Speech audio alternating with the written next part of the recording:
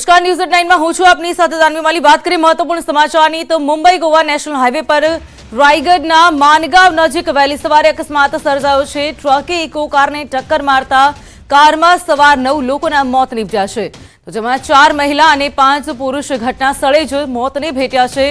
અકસ્માતમાં એક 4 વર્ષના બાળકને ગંભીર ઈજાઓ થઈ હતી। તો ગમખ્વાર અકસ્માત સર્જાયો છે। ટ્રક અને કાર વચ્ચે અકસ્માત સર્જાયો, જેમાં 9 લોકોના કરુણ મોત નીપજ્યા છે। તો 4 વર્ષનું બાળક ગંભીર રીતે ઇજાગ્રસ્ત થયું છે, ત્યારે મુંબઈ ગોવા નેશનલ હાઈવે પર ભયાનક અકસ્માત સર્જાયો છે।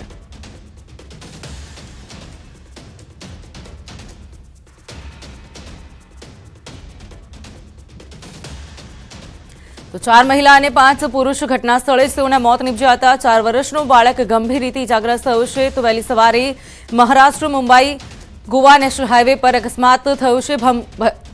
ભયાનક અકસ્માત થયો છે। ટ્રક અને કાર વચ્ચે ગમખ્વાર અકસ્માત થતા 9 લોકોના મોત નીપજ્યા છે।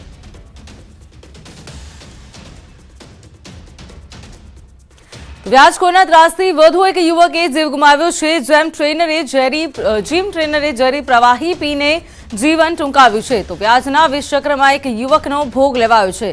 યુવકે 3 થી 4 લાખ રૂપિયા વ્યાજ લીધા હતા। યુવકના પિતાએ ન્યાયની માંગણી કરી છે। તો વ્યાજખોરના ત્રાસથી વધુ એક યુવકે પોતાનો જીવ ગુમાવ્યો છે। રાજકોટના જેતપુરમાં વ્યાજખોરના જીમ ટ્રેનર યુવકે ઝેરી પ્રવાહી પીને પોતાનું જીવન ટૂંકાવ્યું। યુવકના પિતાએ 4 થી 5 વ્યાજખોરો ત્રાસ આપતા હોવાનો આક્ષેપ પણ કર્યો છે। તો યુવકના પિતાએ ન્યાયની માંગણી કરી છે। સમગ્ર મામલે પોલીસે તપાસ હાથ ધરી છે।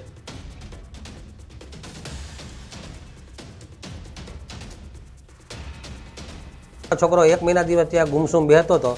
એના વ્યાજવાળા પણ મારી પાસે આવેલા હતા કે ભાઈ તમારો છોકરો વ્યાજે પૈસા મારી પાસે લઈ ગયો છે અને મને પૈસા દેતો નથી। એટલે મેં એને કીધું કે ભાઈ જો મેં ગરીબ માણસ છીએ, અમે વ્યાજ નહીં દઈ શકીએ તને, અમે મૂડી દઈ શકશું તને।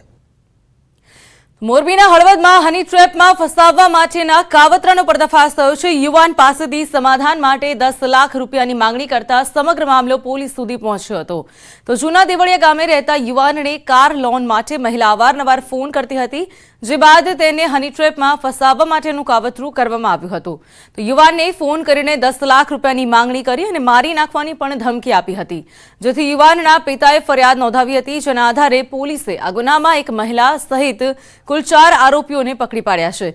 સાથે એક વોન્ટેડ આરોપીને પકડવા માટે ચક્રો ગતિમાન કર્યા છે।